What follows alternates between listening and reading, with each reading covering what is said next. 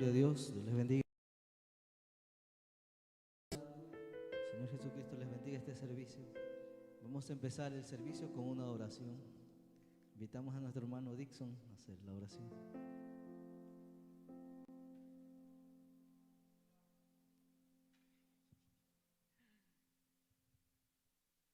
Inclinemos nuestros rostros, hermanos. Señor Jesucristo, le damos gracias, Señor, principalmente y más que todo por el librito abierto, Padre Celestial, porque, Señor, tú descendiste, Señor, con ello, porque eso es lo que nuestra alma necesita, Padre Celestial, para sacarnos de la condición anémica en la cual nos encuentra nuestra alma, Padre Celestial. Y de esa manera, Señor, nuestra alma sea, Señor, tenga la energía y ese poder, Señor, para estar animado, Señor, en las cosas suyas, Padre Celestial. Le damos gracias, Señor, por permitirnos estar aquí reunidos, los hermanos que han venido de diferentes lugares, Señor, y que sean grandemente, Señor, bendecidos por su palabra. En el nombre del Señor Jesucristo, amén. Aleluya, damos gracias al Señor por ese librito abierto. Sabemos que es el tiempo de la batalla final. Pueden pasarnos, hermana Gabriela y Génesis, con este cántico, la batalla final.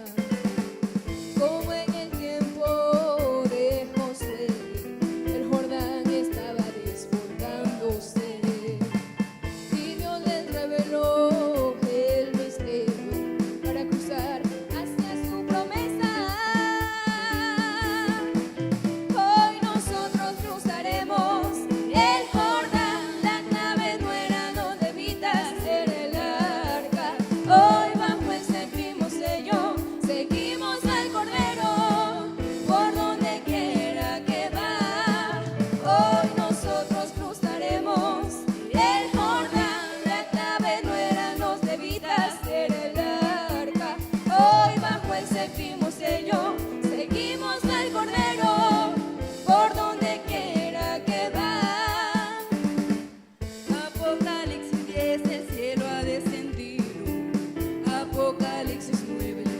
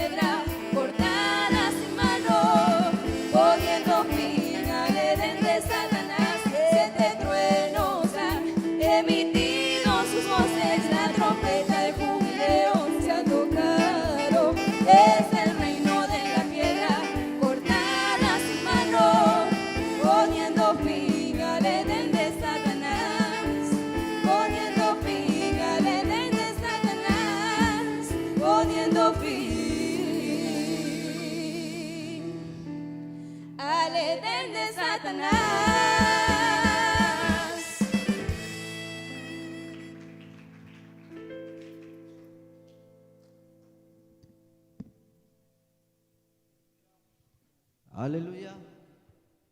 Gloria a Dios, aleluya. Poniendo fin al Edén de Satanás. Aleluya. Los ángeles de Miguel. Aleluya. Dice en Primera de Crónicas 11, versículo Primera de Crónicas 11:10 dice: estos son los principales valientes que David tuvo y los que le ayudaron en su reino con todo Israel, para hacerle rey sobre Israel, conforme a la palabra de Jehová. Y este es el número de los valientes que David tuvo: Jasobén, hijo de Acmoni, caudillo de los 30, el cual blandió su lanza una vez contra 300, a los cuales mató.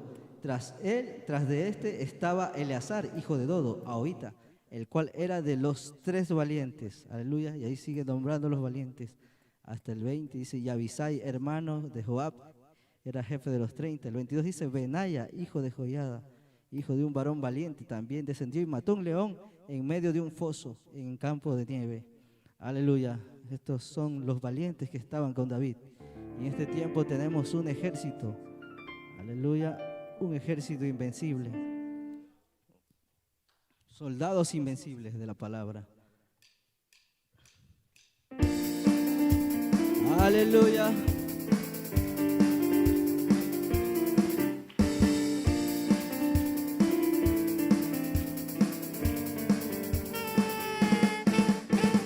Los valientes que amaban a David tenían corazón perfecto, dispuestos a pelear y vencer para coronar a su rey. Sus rostros como rostros de leones y diestros con ambas manos. Ellos estaban reflejando a los valientes de este tiempo final. Los valientes que amaban a David tenían corazón perfecto, dispuestos a luchar y vencer para coronar a su rey.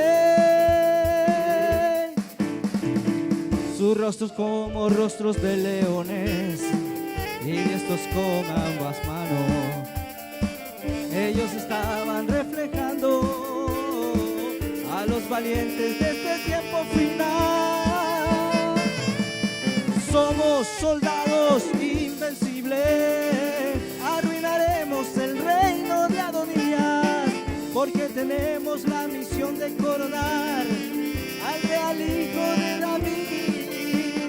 Somos soldados invencibles, arruinaremos el reino de Adonías, porque tenemos la misión de coronar al real hijo de David.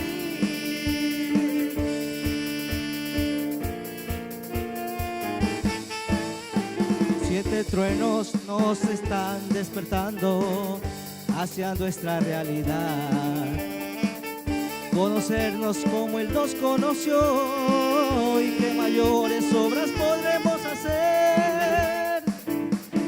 Somos el ejército invencible, los valientes de David. Tenemos un solo objetivo: hacer la voluntad de nuestro Rey. Los 7 truenos nos están despertando hacia nuestra realidad. Conocernos como Él nos conoció y qué mayores obras podremos hacer. Somos el ejército invencible, los valientes de David. Tenemos un solo objetivo: hacer la voluntad de nuestro Rey. Somos soldados invencibles, arruinaremos el reino de Adonías, porque tenemos la misión de coronar al real hijo de David. Somos soldados invencibles, arruinaremos el reino de Adonías, porque tenemos la misión de coronar al real hijo de David. Aleluya.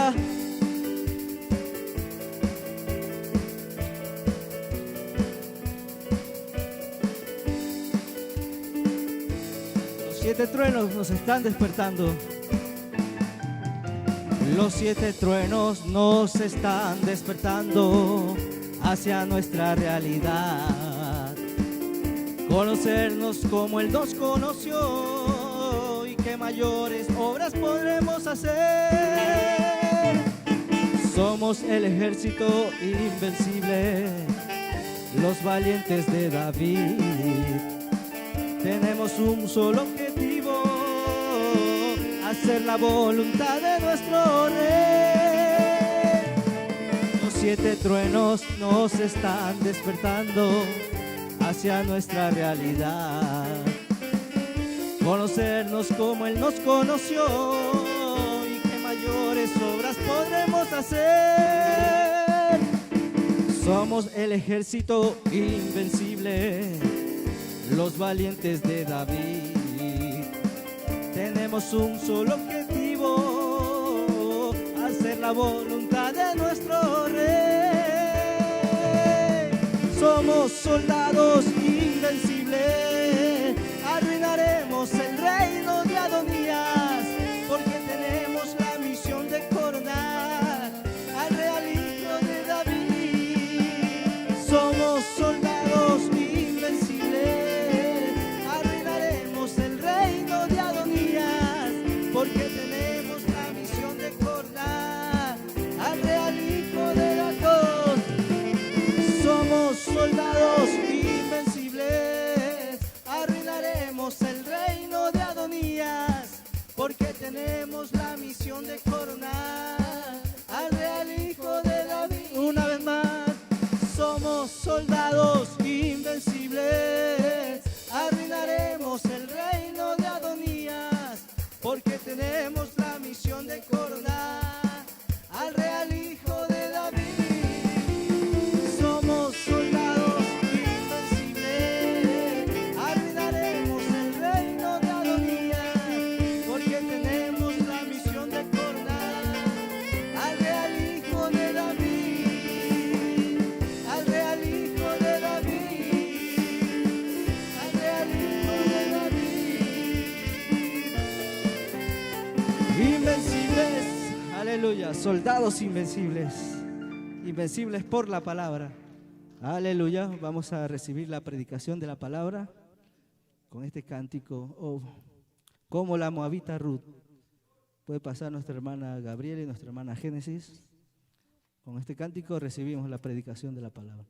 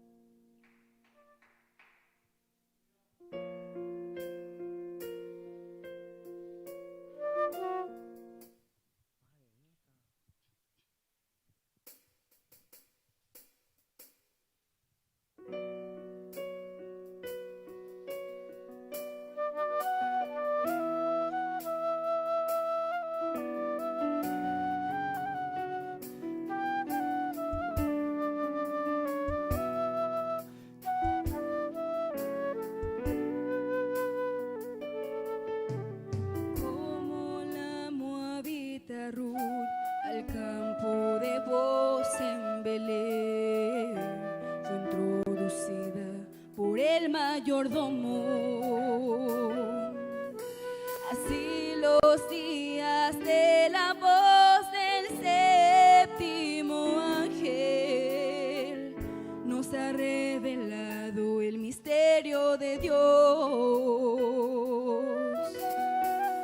Convierte nuestros corazones a la fe de los padres, de todo linaje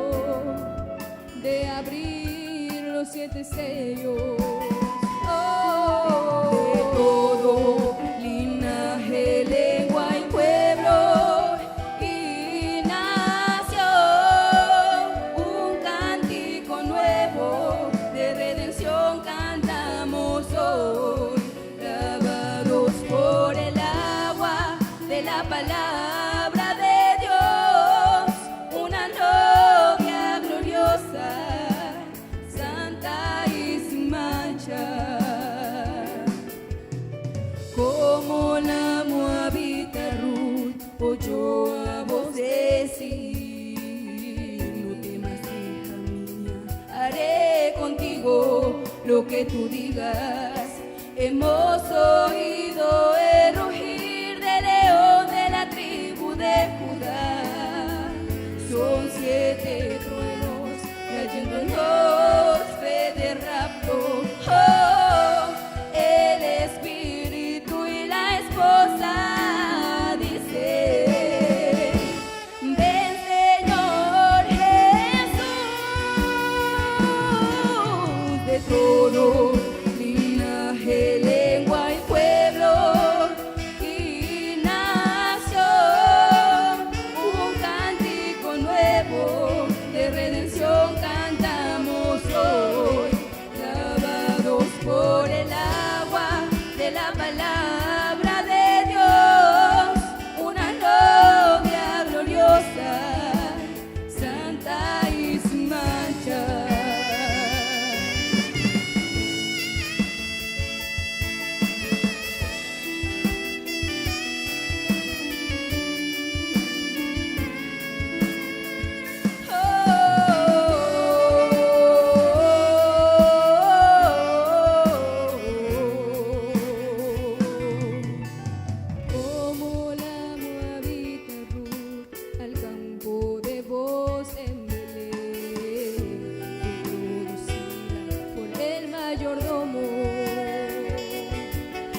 Así los días de la voz de este primo ángel nos ha revelado el misterio de Dios. Convierte nuestros corazones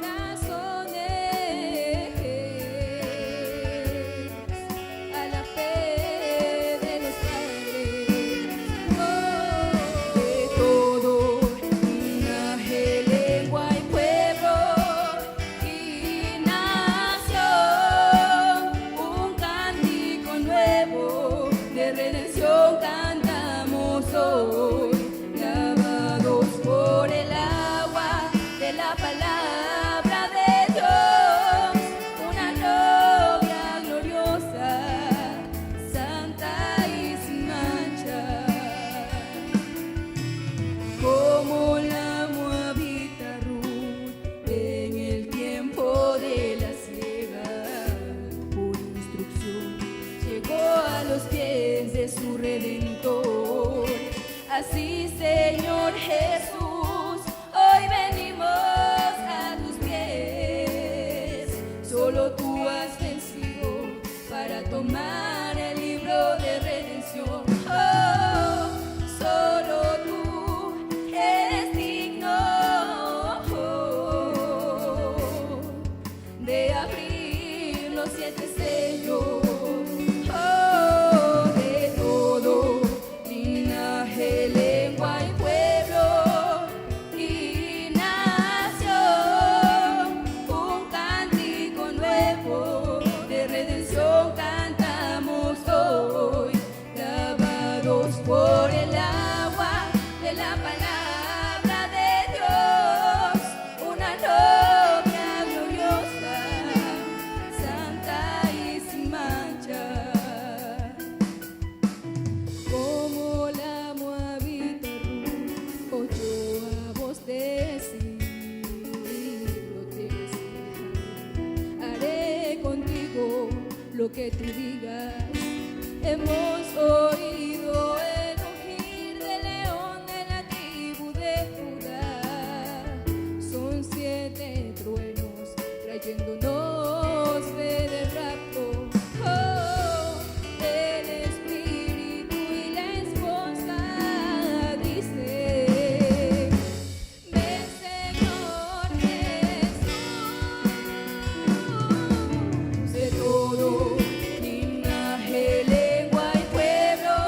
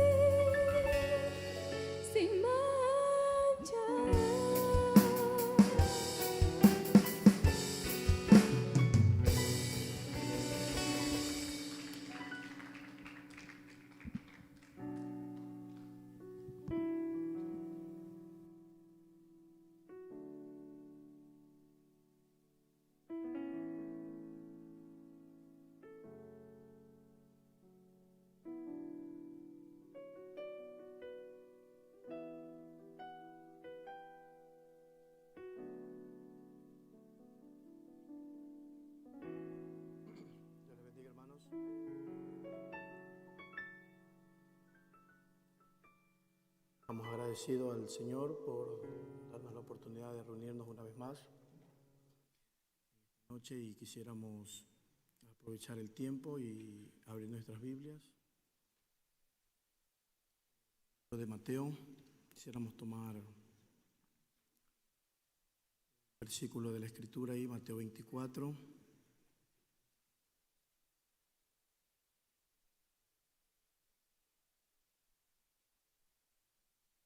Mateo 24, leemos allí el versículo 35.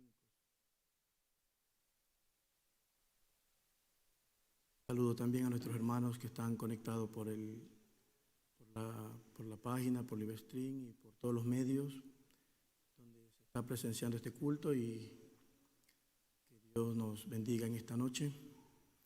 Quisiéramos leer allí Mateo 24, el versículo 35.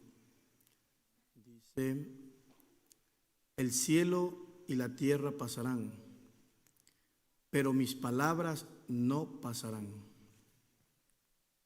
Aleluya. Lo leemos una vez más. Es una escritura poderosa. El profeta dijo: esta fue la firma que Jesús selló en su palabra, ¿no? Algo que Él estableció. Dice: el cielo y la tierra pasarán, pero mis palabras no pasarán. Vamos a orar para hablar un poquito de esta escritura. Querido Padre Celestial, te damos gracias, Señor, en esta noche, Padre, por este privilegio que nos concede, Señor, de acercarnos a tu palabra, Señor. Y sabemos que tus palabras son infalibles, Señor. Todas tus promesas, Señor, no pueden fallar, Padre Celestial. Lo que tú dijiste, Padre, sabemos que eso es verdad, Padre Celestial. Depende de nuestra fe, Padre, para alcanzar, Señor, esa promesa, Señor, y que sea una realidad en cada una de nuestras vidas, Señor. Padre, nos acercamos, Señor, con ese temor hacia ti, Señor, ese respeto hacia tu palabra, Señor, sabiendo que nadie era digno de tomar este libro, Padre, ni de leerlo, Señor, ni de mirarlo, Señor.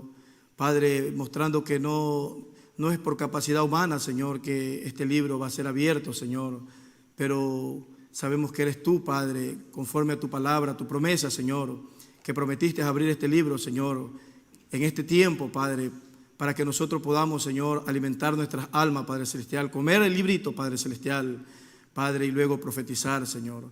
Así que es una promesa tuya, Señor, y sabemos que eso no puede pasar, Padre. Así que estamos agradecidos por ello, Padre, y queremos que tú tomes la preeminencia, Señor, en este culto, Padre, que tu palabra tome la preeminencia, Señor. Padre, que toda idea humana, Señor, sea disipada, Padre Celestial, todo razonamiento, Señor, todo pensamiento, todo error, Padre Celestial, sea disipado, Padre, y tu palabra tenga la preeminencia, Señor, porque ella es la única digna, Padre Celestial, de ser, Padre Celestial, escuchada por tus hijos, Padre Celestial. Tus hijos tienen un oído, Padre Celestial, como tú dijiste: mis ovejas oyen mi voz y ellas me siguen, Padre Celestial. Ellas tienen un oído muy especial para oír solo tu palabra, Señor. Así que, Padre, en esta hora nos encomendamos a ti, Padre, en el nombre del Señor Jesucristo. Amén. Tomen asiento, hermanos, por un momento. Estamos agradecidos, ¿no?, como decíamos, por este tiempo, y quisiéramos tomar esta escritura. El profeta toma un tema que le llama memoriales de Dios probados por el tiempo, ¿no? Y sabemos que realmente eso es lo que a eso es lo que estamos encarando en esta hora, ¿no? La palabra está probándonos a cada uno de nosotros. No es, dijo el profeta en las edades, no es el hombre probando al hombre, es la palabra probándonos a todos, ¿no? Entonces, estamos mirando el cuadro completo de esta gran prueba, ¿no? Primeramente, la palabra entrando en una sinceridad cada uno de nosotros, ¿ves?, para ser juzgados y probados por la palabra. Como Pablo lo escribe, ¿no?, en el libro de Corintios. Quisiéramos leerlo. El libro de Corintios, aquí en el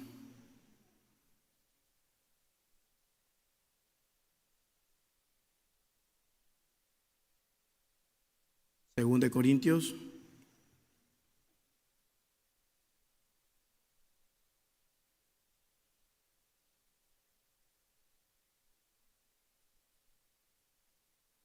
2 de Corintios, el capítulo 13, y leemos el versículo 5.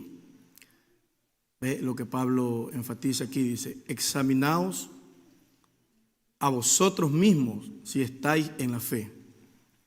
Ve, eso es lo que Pablo estaba expresando, ¿no? Examinaos a vosotros mismos si estáis en la fe. Probaos a vosotros mismos. ¿O no os conocéis a vosotros mismos? Que Jesucristo está en vosotros, a menos que estéis reprobados. Dice Pablo, la única manera de que nosotros no podamos ser conscientes de nuestra condición, siendo que nosotros nos conocemos a nosotros mismos, y no tomar la palabra para juzgar nuestra condición y examinarla a la luz de la fe que una vez fue dada a los santos. Dice, la única forma de no lograr eso es que uno esté reprobado, que uno realmente sea rechazado, ¿ves? Porque desde el principio nosotros vemos que Dios le mandó a Caín que él se examine a sí mismo, ¿ves? Pero ¿por qué tenía que examinarse? Él tenía que examinarse por la palabra que ya Dios había revelado a través de Abel, porque esa era la palabra correcta, esa era la revelación correcta, ¿ves? Porque lo que lo justificó a Abel no fue lo que él trajo a la escena. Eso fue lo que lo justificó. Eso es lo que dice el libro de Hebreos. Eso es lo que dice Pablo en el libro de Hebreos. ¿Ves? Que Pablo, al traer el cordero, Pablo al traer un sacrificio más excelente, ¿ves? Dice, por esa fe él fue justificado. Eso fue lo que lo justificó a él. Es lo mismo. La revelación que nosotros recibamos de acuerdo a la palabra, si es totalmente escritural, eso es lo que nos justifica. Eso es lo que realmente nos coloca en esos héroes de la fe. Por eso el profeta dice aquí, memoriales probados por el tiempo, no por el tiempo del hombre, por el tiempo de Dios. Porque esta prueba toma lugar cuando Dios comienza a lidiar con cada uno de nosotros. ¿Ves? Cuando Dios comienza a lidiar con cada individuo, esta prueba comienza a entrar en la escena. Entonces vemos nosotros que Pablo está expresando, ¿ves? Que nosotros tenemos que examinarnos a nosotros mismos, pero ¿cuál es el medio que vamos a usar para examinarnos a nosotros mismos? ¿Ve? Dijo el profeta, no son nuestras buenas intenciones, porque David tenía buenas intenciones para traer el arca, tenía buenas intenciones, pero él nunca juzgó esa buena intención, ese buen deseo por la palabra del profeta, por lo que el profeta del primer éxodo dijo, que tenía que ser traída por medio de los levitas, tenía que ser traído en el hombro, ¿me entiendes?, del lado del corazón. Él nunca fue y examinó cómo debía traer el arca. Y él usó bueyes y el profeta nos mostró cómo eran esas cosas.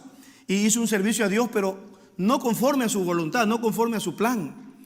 ¿Ves? Y eso causó muerte. A un hombre, dijo el profeta, a un hombre inocente, a un hombre justo. ¿Por qué? Porque él no examinó, ¿me entiende? Su buen deseo, porque no era un mal deseo que David tenía. David tenía un buen deseo de traer la palabra, dice el profeta. Pero él no lo examinó, no se examinó a sí mismo por la palabra, que ese buen deseo cuadre con toda la palabra. Él consultó con todos menos con la palabra. Y nosotros podemos hacer en muchas decisiones de nuestra vida, podemos consultar con todos, con papá, mamá, ¿ves? Podemos consultar con predicador, podemos consultar con toda la iglesia, pero dejar la palabra de lado.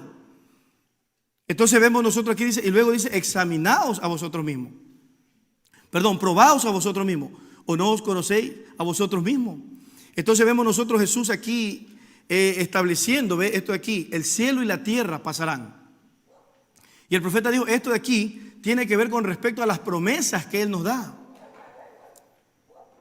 Aquí miren en el mensaje, sus palabras infalibles, del 20 de enero del 64, sus palabras infalibles, lo que el profeta dice. La palabra siempre corrige el error. ¿Ve? Esa es una característica infalible de la palabra. Siempre corrige el error, no importa dónde esté. Por eso el profeta dice, estos efesianos, dice, no era ellos probando al apóstol, probando al maestro, probando al profeta, aún a los que se decían ser judíos y no lo eran. No eran ellos, dice. Era la palabra que ellos recibieron, dice, la palabra que ellos recibieron de Pablo. Porque ellos conocían bien el mensaje que Pablo había predicado. El problema que nosotros no podemos hacer un juicio es porque no conocemos nuestro mensaje. Aleluya. Entonces dice aquí, la palabra siempre corrige el error. Si la gente tan solo pudiera ver eso hoy, que la palabra corrige el error. La cosa entera está llegando la cosa entera está llegando a ser un error, pero la palabra de Dios es la que está correcta. Por eso Jesús pudo decir, el cielo y la tierra pasarán, pero mis palabras nunca pasarán. ¿Ve? Entonces dice, está correcta, dice. Él dijo, el cielo y la tierra pasarán, mas mis palabras no pasarán. Y la palabra que está profetizada para este día corrige el error del día. ¿Ve? Eso es lo que nosotros tenemos que vigilar, la palabra que ha sido profetizada para este día. Y ahí es donde nosotros debemos poner el énfasis, que ha sido profetizado para nuestro día.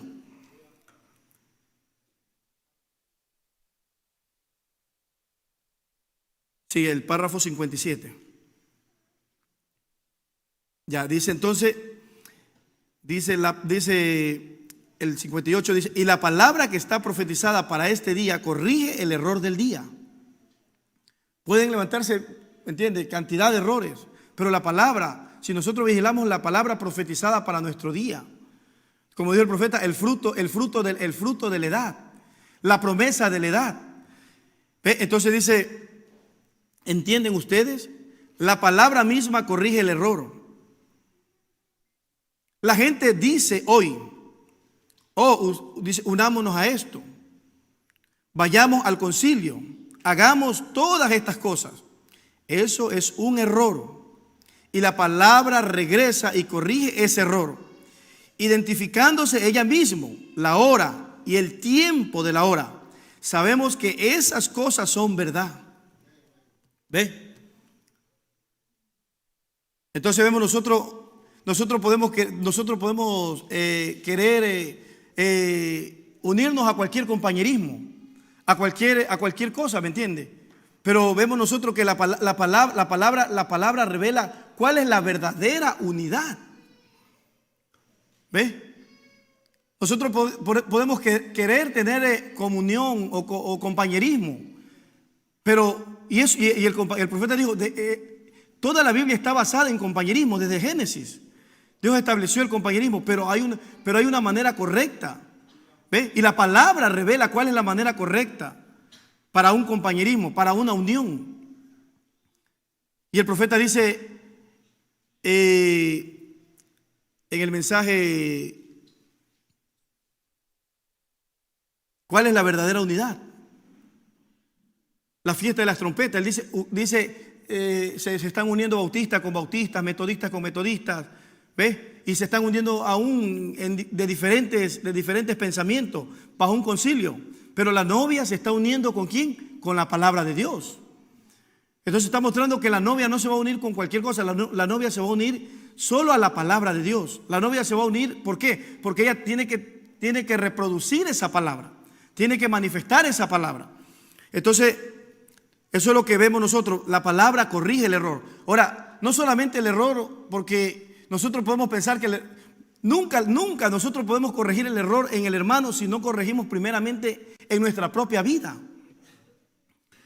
Dios no va a honrar eso, porque primero dice la Biblia que la corrección, que el juicio comienza por la casa de Dios. ¿Ve? Y después, ¿me entiende? Pero entonces primero, por eso Pablo dice, examinaos a vosotros mismos, probaos a vosotros mismos si estás en la fe. Y nosotros miramos cuando Pablo habla del misterio de la fe. ¿Ve? Cuando la fe se manifestó en cada creyente en la Biblia, Pablo comienza a resaltar qué fue lo que tomó lugar en el corazón de ellos. En lo profundo del corazón de ellos, ¿qué fue lo que tomó lugar? Cuando la fe se manifestó. ¿Ves? Porque fe es la certeza de lo que se espera. ¿Ves? Fe no es algo suelto, es la certeza de lo que se espera. O sea, fe no es algo suelto. Usted está cierto de algo que está esperando, pero ¿qué está esperando? La certeza de lo que se espera, la convicción de lo que no se ve. Usted está cierto de algo que está esperando. No es algo suelto. ¿Ves? ¿Qué es lo que estoy esperando? ¿Cuál es mi expectativa con respecto a lo que Dios ha prometido? No solamente decimos, bueno, yo sí creo. No, sino estamos esperando algo. En otras palabras, tenemos una visión de lo que Dios ¿me entiende? Dios tiene que lograr con cada una de nuestras vidas. El joven tiene que tener una visión de lo que Dios quiere lograr con él. La jovencita tiene que tener una visión escritural de lo que Dios va a hacer con ella. El niño tiene que tener una visión. Usted se da cuenta, el niño Josías, él tenía una visión. ¿Cómo él logró, me entiende, llegar a esa visión de la voluntad de Dios? Por el libro. Usted se da cuenta, María también, ella tenía una visión de lo que Dios quería. ¿Cómo lo logró? Ella llegó a amar el libro de Isaías y había una escritura que la impactó en su corazón. Por eso es que ella pudo entrar ¿me entiende? Pudo entrar en el mundo de ángeles, ver ángeles en la escena. ¿Por qué? Porque en su corazón ella tenía expectativa de algo. Había algo escritural que la motivaba más que todo. Entonces todo creyente que tiene fe, realmente él está esperando algo que él lo puede visionar en la escritura. No es algo suelto.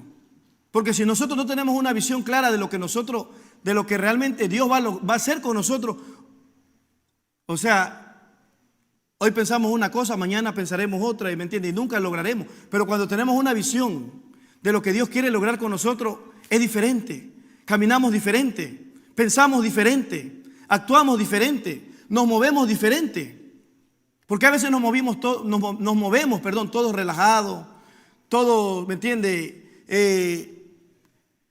Sin propósito, ¿me entiende? Todo solamente como satisfecho con la vida que vivimos. ¿Por qué? Porque no tenemos una visión. Y eso es fe. Fe es la certeza de lo que se espera, la convicción. Está convencido. No lo veo todavía. Por eso es que la Biblia dice, por la fe, Abel hizo un excelente sacrificio. Por la fe no. Tuvo un testimonio. Eso fue lo que Dios le reveló, un testimonio. Lo que Dios le reveló a Abel, un excelente sacrificio. Y él no quería hacer algo menos que eso, porque fe le había revelado que lo que se requería para su día era un excelente sacrificio. Y lo más excelente que él pudo ver era el cordero, ¿me entiende? El cordero en la escena. Y luego no, lo que Dios le reveló era un testimonio. ¿De qué? De que Dios te ha agradado. ¿Cuál era ese testimonio? La pirámide. Y luego vemos nosotros, Noé, por la fe, fue advertido de cosas que no se veía. Que no se veía. Él no veía la lluvia, él no veía las nubes, él no veía los truenos, ni siquiera los escuchaba, no veía nada. Pero por la fe Noé fue advertido, Dios lo advirtió, cosas que él no veía. Y la Biblia dice con temor. ¿Qué fue lo que se activó en el corazón de Noé? Temor de Dios. Con temor se movió para preparar el arca, con respeto a la palabra. Entonces vemos nosotros aquí que es una visión. ¿Ves? El profeta dice memoriales de Dios probados por el tiempo. Probados por el tiempo. Ellos no solamente están caminando por caminar, pero ese es el trabajo de Satanás, que nosotros solamente vivamos, ¿me entiendes? Que los días se pasen en nuestra vida, pero sin ningún propósito, sin ningún objetivo, sin ninguna visión. Que la jovencita solamente, ¿me entiende? Viva la vida, ¿me entiende? Como una rutina.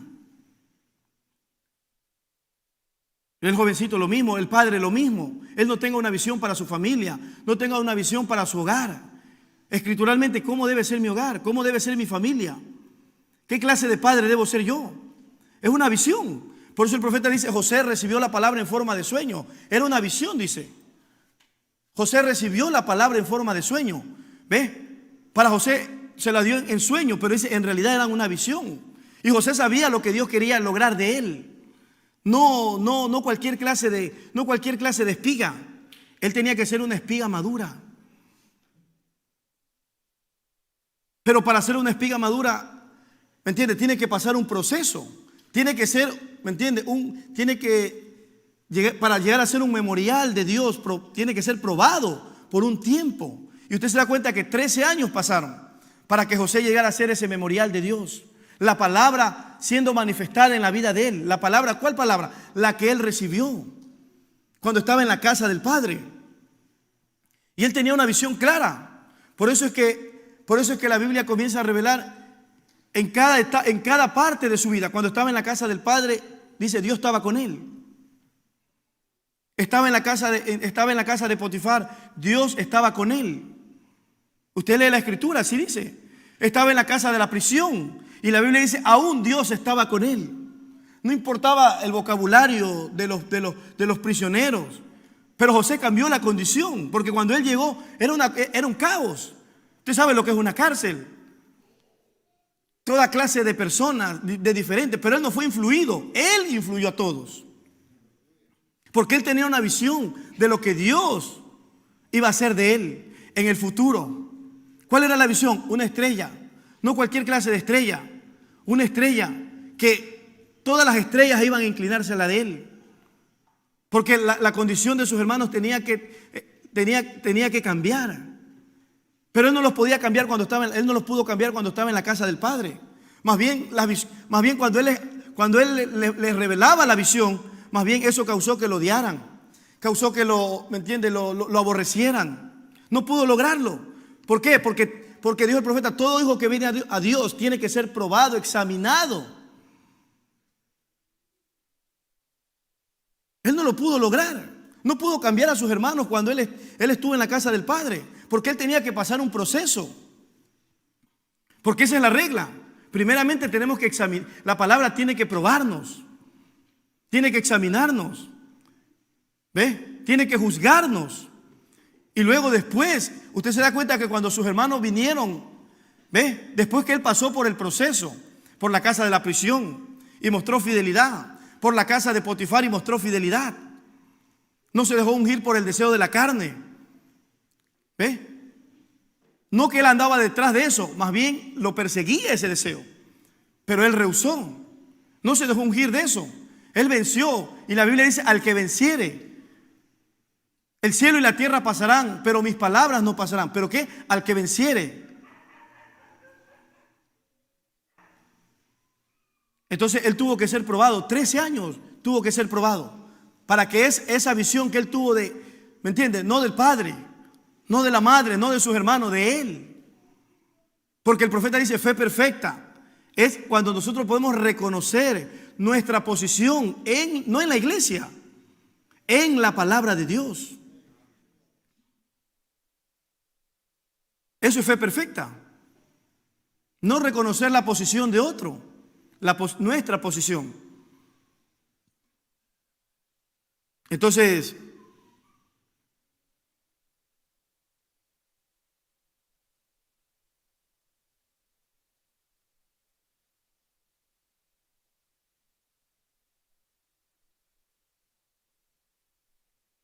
aquí quiero leer otra partecita.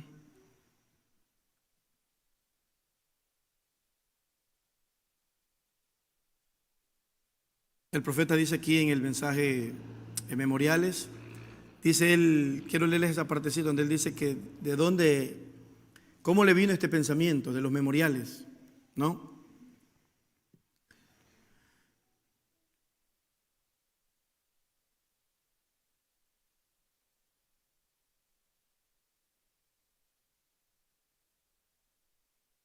Dice aquí, ahora dice, memoriales, probados por el tiempo.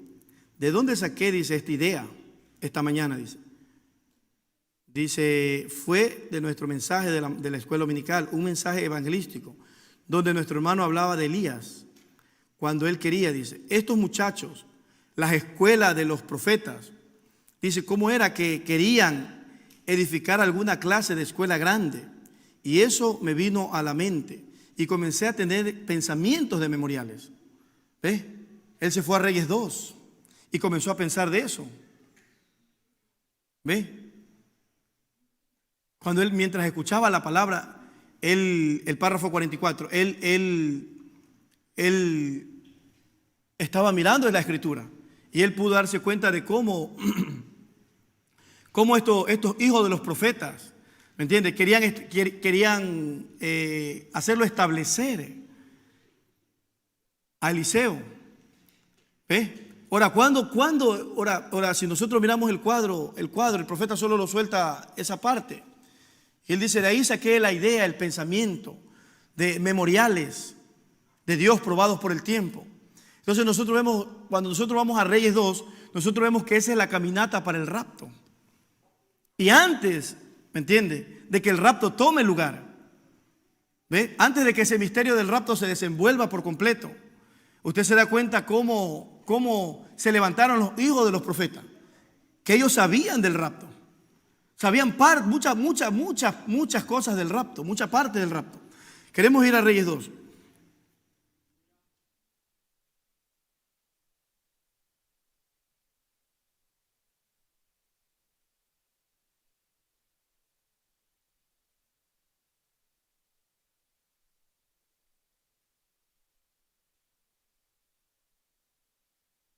Porque ese es el trabajo de Satanás, ¿me entiende? Establecernos en una etapa de la caminata. Pero por eso es que José, Eliseo, cada uno de esos creyentes en la Biblia no fracasaron, porque ellos tenían fe. ¿Ves? En otras palabras, tenían una visión de lo que Dios iba a lograr en el tiempo de ellos, con ellos. Por eso es que ellos no fueron derrotados. El problema es que nosotros somos derrotados en nuestro objetivo porque no tenemos una visión clara de lo que Dios quiere lograr con nosotros. ¿Ves? Entonces cualquier voz, ¿me entiendes?, nos distrae. Si es la jovencita, cualquier voz la distrae. Si es un jovencito, cualquier voz la distrae. La voz dijo el profeta, la voz de la popularidad. ¿Ves? Cualquier voz lo distrae. ¿Por qué? Porque él no tiene una visión clara de lo que Dios quiere lograr. Lo mismo el padre, lo mismo el predicador. Si él no tiene una visión clara de lo que Dios quiere hacer, ¿me entiende?, con él como predicador, de acuerdo a la palabra, porque vemos nosotros, la Biblia establece el patrón para todo verdadero creyente, para todo verdadero mensajero, para todo verdadero predicador, para todo creyente, ¿me entiende? No importa la función que desenvuelve en el cuerpo. Hay una función, ¿me entiende? Tenemos que tener la visión de lo que queremos lograr, de lo que Dios quiere lograr, con nosotros. Entonces dice aquí, ¿no? Dice, aconteció que cuando quiso Jehová alzar a Elías en un torbellino al cielo, Elías venía con Eliseo de Gilgal. Usted se da cuenta que no era Elías queriéndose ir. No dice, aconteció que cuando Elías quiso irse, ¿me entienden? No, que cuando Jehová quiso alzar a Elías, era Dios queriéndolo llevar a Elías. Por eso es que vemos nosotros lo mismo con Enoc. Dice que él fue traspuesto, porque lo traspuso Dios. No fue Enoc queriéndose ir. Dios quería llevarlo, pero no podía llevarlo si él no dejaba un testimonio de que Dios se había agradado. Y ese testimonio era la pirámide, pero para nosotros es la naturaleza divina, la estatura del varón perfecto, esas 7 virtudes. Entonces Enoc tenía una visión clara de lo que Dios quería. Él sabía, Dios no me puede llevar. No importa que los predicadores digan, no, está listo para el rapto. Él decía, no, porque todavía el testimonio no ha sido terminado. Lo mismo Noé, todavía el arca no ha sido terminada. Todavía falta la ventana, todavía falta algo. Lo mismo uno por la palabra uno puede identificar en qué parte, en qué etapa ¿me entiende? De esta caminata está. Pero a veces ni siquiera lo sabemos. ¿Por qué? Porque solamente, ¿me entiende? Entramos en un conformismo, en una rutina. Porque el plan es completo. ¿Ves? El plan es completo. Entonces dice, quiso Jehová alzar a Elías. Dice, y Elías venía de Gilgal. Dice, y dijo Elías a Eliseo, quédate aquí, porque Jehová me ha enviado a Betel. Dice el profeta, ¿qué significa Gilgal? Dice la confesión. ¿Ves? En otras palabras, el comienzo del cristianismo. Cuando uno, dice el profeta, cuando usted hace su confesión, cuando usted se bautiza. Pero luego dice, de esa etapa, él tenía que avanzar a otra etapa. Y dijo, quédate aquí, porque Jehová me ha enviado a Betel. El profeta dice, quedarse en una de esas etapas era muerte. Y él fue tentado, estaban persuadiéndolo a Eliseo para que él se establezca en una de esas etapas. Ahora, ayer eran los hijos de los profetas físicamente, pero ahora son voces que nos hablan a nuestra conciencia, que nos hablan a nuestro buen comportamiento y nos dicen, no, está bien, no haces nada malo, no tienes problemas con nadie, sí que está bien allí. Entonces dice, pero mire la respuesta, y Eliseo dijo, vive Jehová y vive tu alma que no te dejaré. Descendieron pues a Betel. Y el profeta dice, Betel significa la casa. Luego después leemos un poquito eso si tenemos tiempo, pero en el mensaje, hombres llamados por Dios. Entonces leamos un poquito aquí para ir, ¿me entiende?, mirando esos puntos que el profeta coloca aquí. Ya conocemos la escritura, ¿no? Cómo son los pasos. Ahora dice, el párrafo 58 de hombres llamados por Dios, del 5 de enero del 58. Hombres llamados por Dios, párrafo 58. Dice, ahora dice, él nunca entró en las formas. Mire, hablando de Eliseo, él nunca entró en una, ¿me entiende? En otras palabras, en una rutina, en una forma de religión, en una forma de vida de iglesia. Él nunca entró en eso. ¿Ves? Ahora, él nunca entró en eso. Él fue tentado a entrar en eso, porque estaba siendo persuadido a entrar en eso. Habían voces para meterlo en eso, pero él nunca entró en las formas y demás. Y fue y buscó en las escuelas de teología y allá en las grandes escuelas elevadas de aquellos días, dice. ¿Qué hizo él? Ahora mire el cuadro la visión que, ¿me entiende?, comenzamos a ver de lo que Dios quiere lograr en nuestra vida, porque eso es, el profeta dijo, en la omnisciencia de Dios, ¿ves? Para revelar lo que realmente es la novia en el tiempo del fin, tuvo que haber un Eliseo para revelar una parte de lo que va a desenvolver esta novia, porque Eliseo fue la sombra, pero esta es la realidad. ¿Ves? Si nosotros vemos, el hermano Branham fue la realidad. Por eso se necesitó un Mardoqueo, se necesitó un Eliezer, se necesitó un Moisés. Y así podemos nosotros ver para revelar lo que realmente era el mensajero en el tiempo del fin. Lo mismo con la novia. Y Dios en cada uno de esos tipos nos revela una parte de la visión. ¿Me entiende? Dice el profeta de la meta que Dios tenía en su mente con respecto al misterio que iba a desenvolver la novia en el tiempo del fin. El propósito. Dice, ¿qué hizo él? Él se fue afuera al campo y entró, dice, y encontró a un hombre arando, dice, con 12 yuntas de bueyes. ¿Qué hizo? Dice, Eliseo, dice, él estaba arando. Sabía cómo apreciar una hilera recta. Y él sabía que si él se volteaba, dice, y miraba hacia atrás, él se saldría del camino. Y Dios sabía que un hombre que sabía cómo arar, un surco derecho, sabía que no debía poner sus manos en el arado y ni siquiera darse vuelta para ver hacia atrás. ¿Ve? El profeta está mostrando la escritura de Jesús. Si alguien pone la mano en el arado, no mire atrás.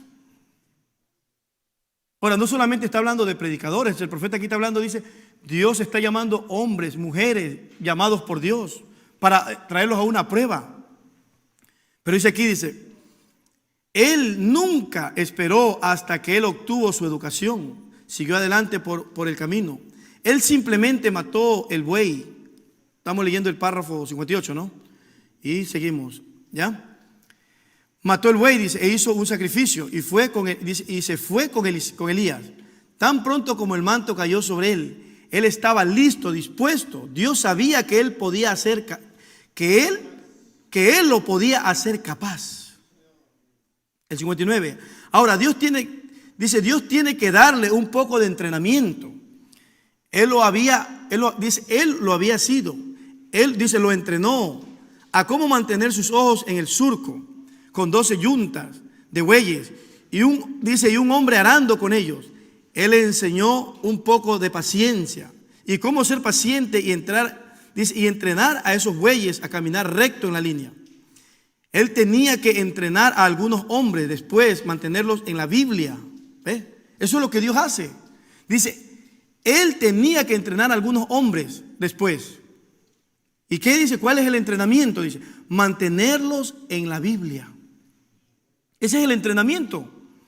Hermano, ¿cuál es el entrenamiento? ¿Qué tenemos que hacer? No, dice ¿qué?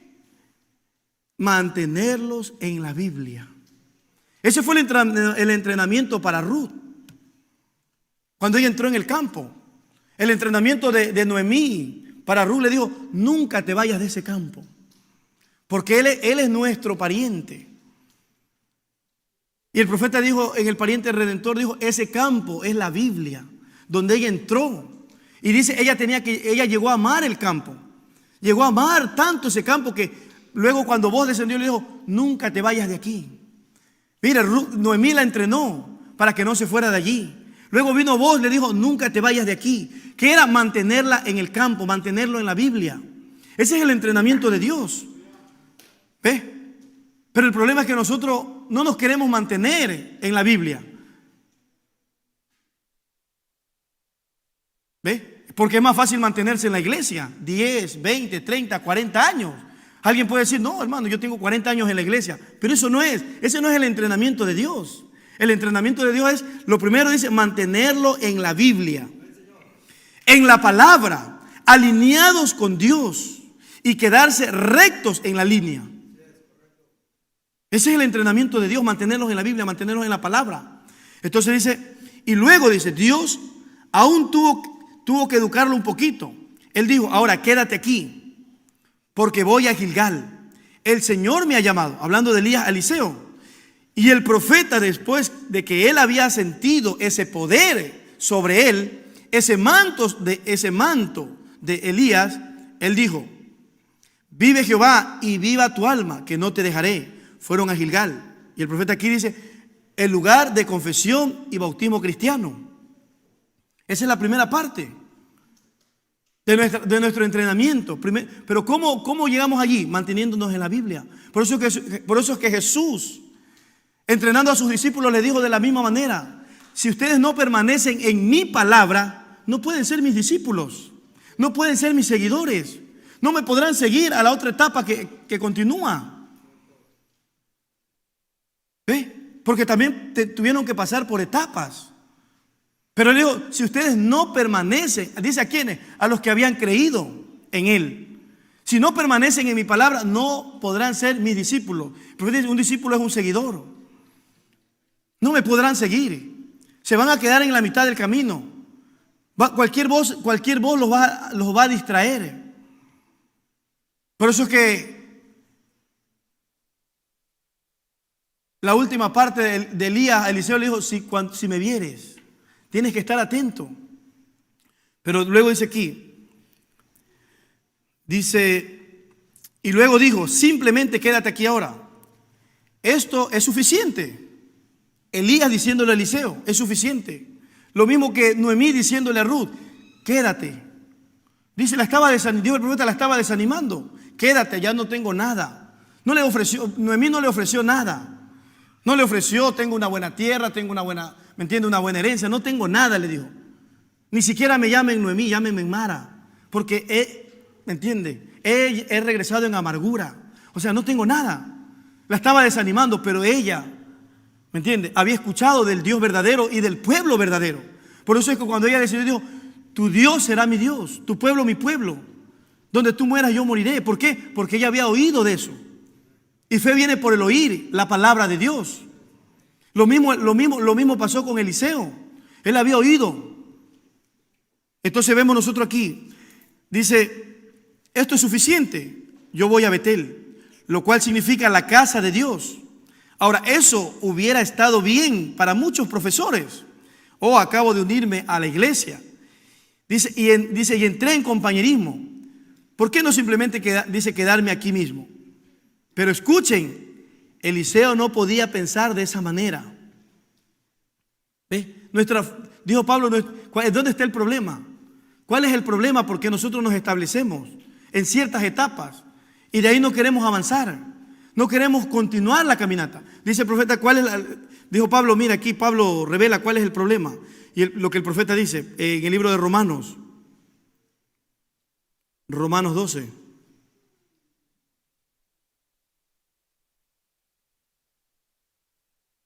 El 12.2 dice, 12.2. Dice: no os conforméis a este siglo. ¿Ve? Eso es lo que tenía Eliseo. Una disconformidad. No, él no estaba conforme. ¿Por qué? Porque, dice el profeta, porque él ya había, ¿me entiende?, él había sentido el manto, el poder de Dios. Dice el profeta, dice en el manto de segunda mano, ese manto representaba la palabra de Dios. Un toque de la palabra, suficiente como para él, para que nada lo detenga en el camino. Solamente un toque de la palabra. Entonces dice: no os conforméis a este siglo. Una disconformidad, ¿me entiende?, de este sistema. Pero el problema a veces es que estamos tan conformes con nuestro trabajo, ¿ves?, con nuestra casa, que es muy